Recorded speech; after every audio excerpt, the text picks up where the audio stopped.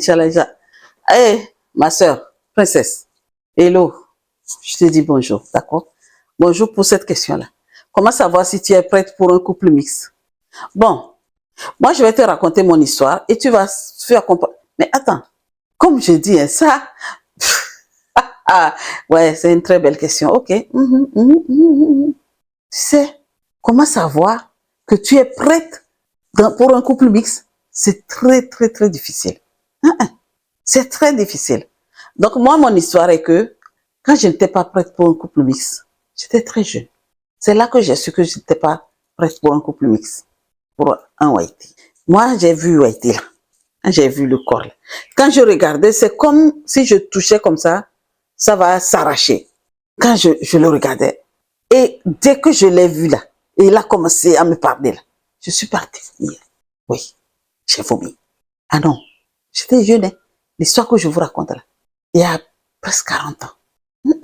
J'étais pas prête du tout pour un Whitey. J'ai vomi.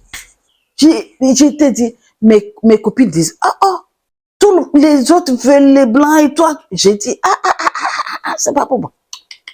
C'est pour ça que je vous dis, quand le jour où j'avais une soeur, quand je lui ai dit que l'homme avec qui, celle qui était là même le jour où j'ai vomi, quand je lui ai dit que mon compagnon là, il est Whitey et quand je l'amenais au Togo là, elle a dit, c'est pas vrai, tu mens. J'ai dit, ben je vais l'amener. Elle dit, non, tu me mens là. Je dis, non, je vais l'amener. Donc, comment savoir si tu es prête pour un couple mixte? Écoute, maintenant, moi, j'ai su que j'étais prête pour un couple mixte. Je continue à te donner mon expérience. Quand j'ai rencontré mon Haïti là, celui-là, on a commencé à causer. Et j'étais à l'aise.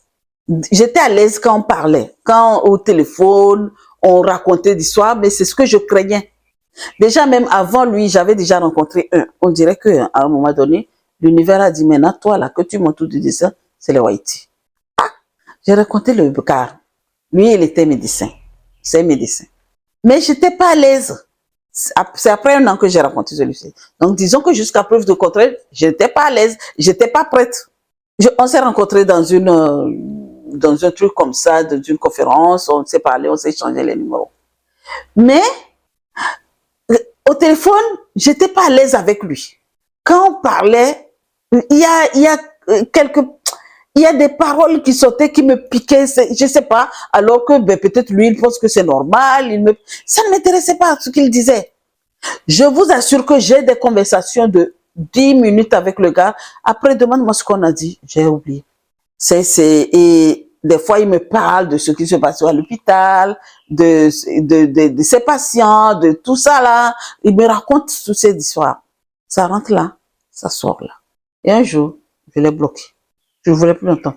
Je ne voulais pas. Quand il parlait là, ça me faisait mal. Vous voyez, là, quand à un moment donné, quand quelqu'un te parle et que tu n'as pas envie de l'écouter, quand il parle, toi, tu veux seulement qu'il finisse pour partir. C'était ça. C'était ça. Là, je n'étais pas encore prête pour un Haïti. Et je suis restée toujours dans mon célibat comme ça. J'avais déjà en ce moment plus de 4 ans de célibat. Et un jour, je rencontre mon Haïti là. Et on s'est échangé les numéros. Et on se parle. Et même on peut parler longtemps. J'étais prête à l'écouter. Il n'y avait rien qui me dérangeait. Même comme je dis là, jusqu'à ce que j'ai dit à ma meilleure amie de l'époque là que si j'ai rencontré un Whitey, même si on ne reste pas ensemble, on sera des amis. Parce que quand on cause là, j'aime la façon dont il parle. C'est là que j'ai compris que j'étais prête. Maintenant que je comprends qu'effectivement, en ce moment, j'étais prête. Ouais. D'accord? Donc, tu veux savoir comment savoir si tu es prête pour un couple?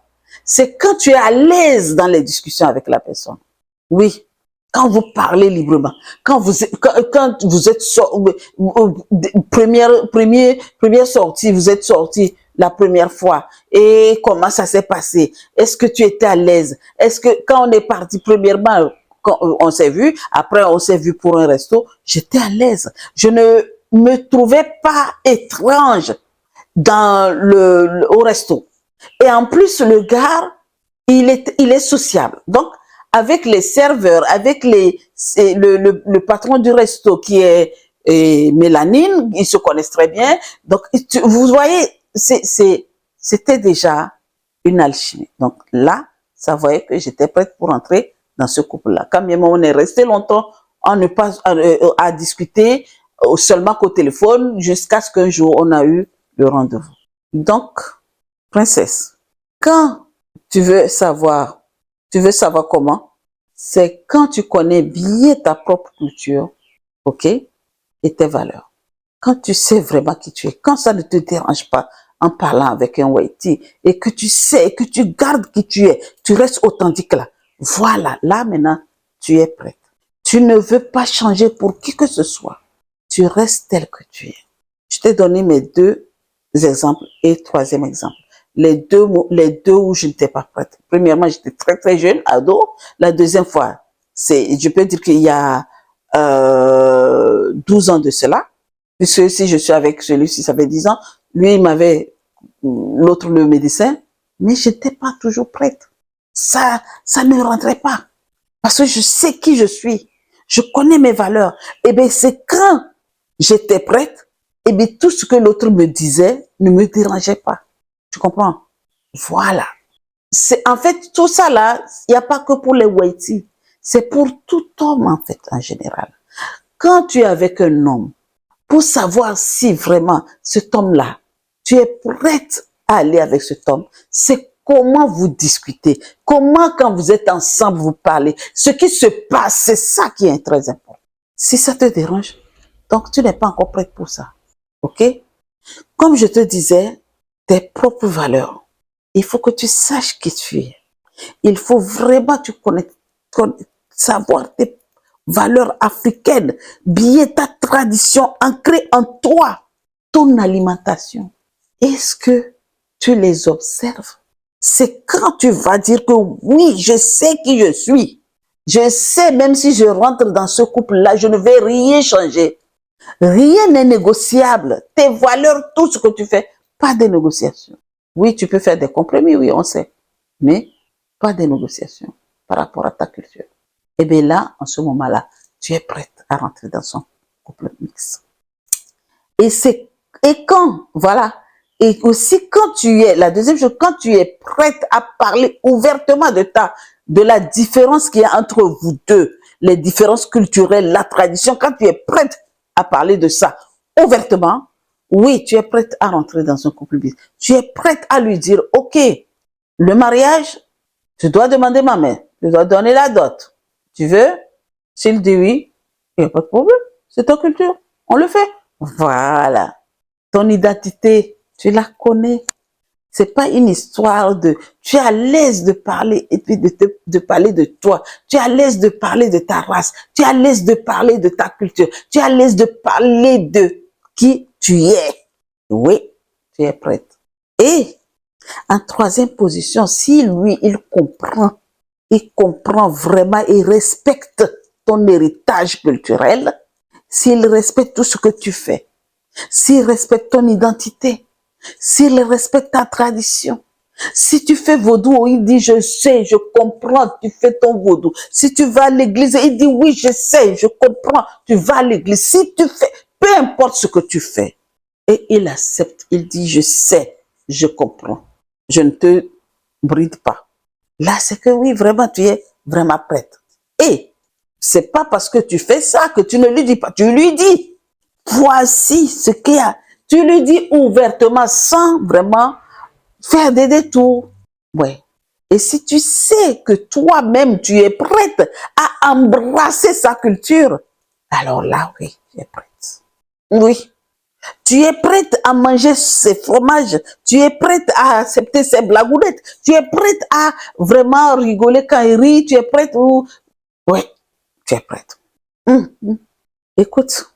Et en sixième position, si tu as du soutien autour de toi, le soutien de sa famille, ta famille, tu as un cercle qui t'entoure, très proche, qui te comprennent ouvertement, qui te parlent ouvertement, qui te respectent.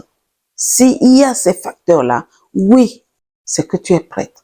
Ce n'est pas parce que toi tu sois prête et autour ce n'est pas bon. Si le contour est prêt et si le contour est bien propre, effectivement, c'est parce que tu es prête, ton énergie dit, oui, je suis prête. Et tout concorde. Il y a les pions qui se mettent comme ça. Oui, d'accord? Écoute, ce n'est pas l'amour seul qui suffit. Hein. Si tu es vraiment consciente que l'amour seul ne suffit pas, qu'il y a le respect, d'accord?